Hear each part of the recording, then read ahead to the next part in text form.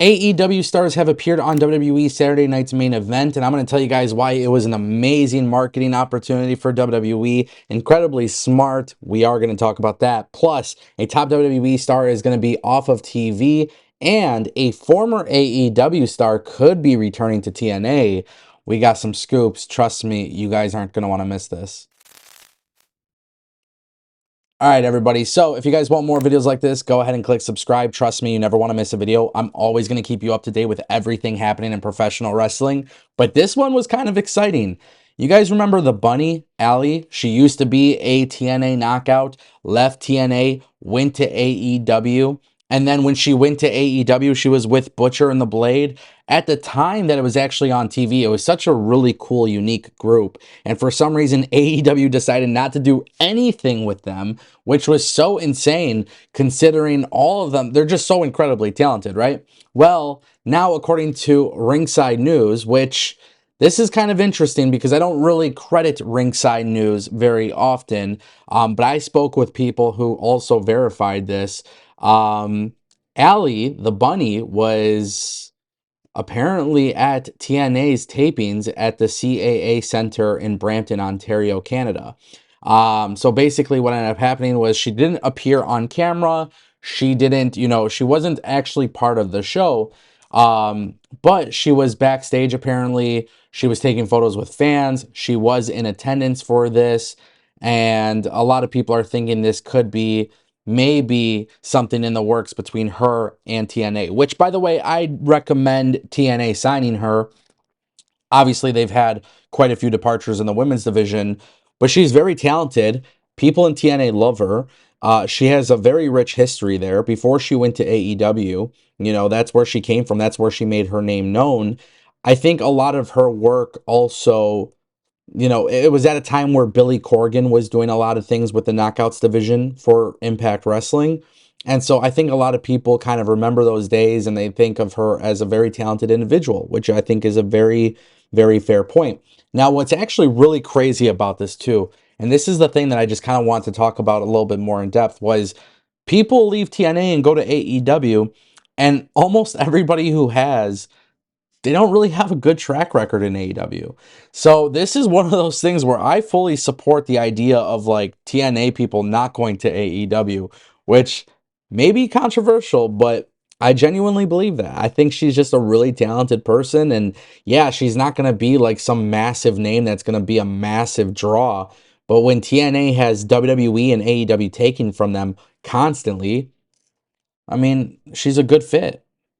That brings us to our next topic, ladies and gentlemen. Drew McIntyre, Damian Priest, very, very awesome cage match at WWE Saturday Night's Main Event.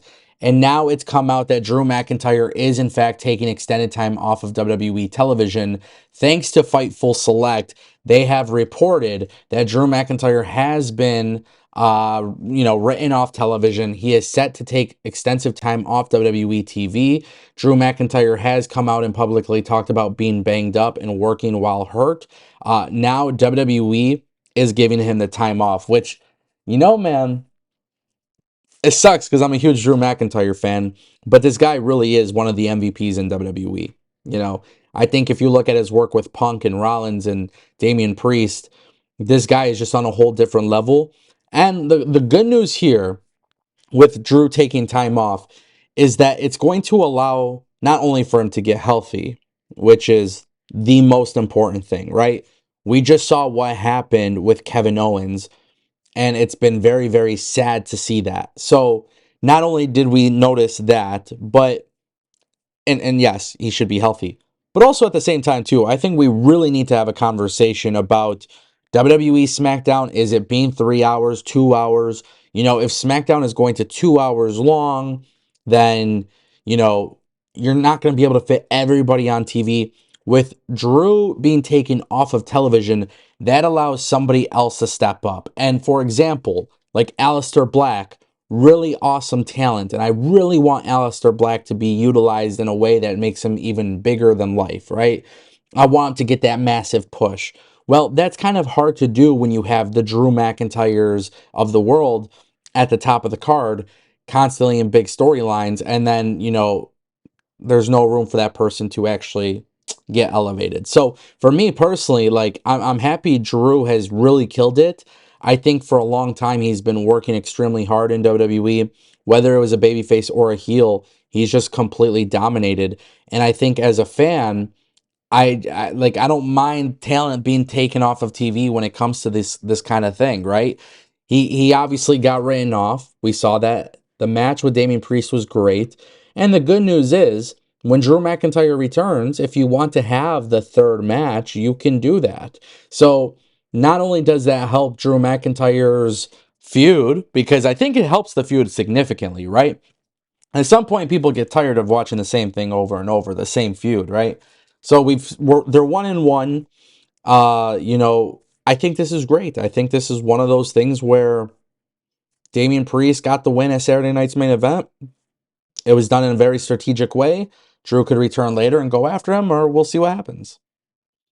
And that brings us to our final topic. Ladies and gentlemen, the Young Bucks were on AEW and they're on WWE. They were on Saturday night's main event. And I'm talking about this for a variety of reasons because WWE dropped a major announcement. If you guys don't know what I'm talking about, at Saturday night's main event, WWE announced El Hijo del Vikingo versus Chad Gable for Worlds Collide. Which, by the way, woo! Great match. Super excited about that. That's going to be an absolute banger. That's one that I like just genuinely am really happy about. And so in this match announcement, they show footage of Vikingo, which is important because you have to let people know who Vikingo is. You have to show the world video packages matter. I've been complaining about this for years with professional wrestling. You can't just expect people to know. So, so you do the video packages. That's exactly what WWE does. But in the video package, they have the Young Bucks. Now, on commentary, they did not make reference to the Young Bucks, but this is a very strategic marketing strategy because WWE Worlds Collide will be for free live on YouTube. Great. We spoke about that the other day. I shared how I feel. But you're going to have Vikingo versus Chad Gable. Now, this is a major announcement that they're making for an event. And yes, people are talking about the match. But you know what they're talking about right now? The same thing I'm talking about right now. The fact that WWE aired footage with the Young Bucks on there. And I think that was a very strategic thing for WWE to do because it's like, oh my God, these guys are the AEW EVPs and they're on WWE Saturday night's main event. WWE didn't acknowledge them. They just showed the footage. And obviously the match took place with AAA. So it makes a lot of sense. I think this is dope, bro. I think this is like really, really, really dope. I'm glad WWE did something like this. And the main reason why is because, yes, there are people in the archives of footage that WWE has that are no longer in WWE. And if you're going to buy AAA, you can't ignore the people that were in AEW that also competed in AAA. You cannot erase them from history. And I think that's what actually made me the happiest right now was the fact that WWE didn't like blur out their faces or something because WWE could have just easily no-sold it. Don't hide it. Yes, they're in AEW, but they competed in AAA and they went up against the guy you're trying to highlight. So the fact that WWE even did that was pretty cool. And I'm just glad they weren't really petty about it. It's not a big deal that these guys were in AEW. And again, it's a talking point. So I'm super excited about the match. I can't wait. Let me know what you guys think in the comment section down below.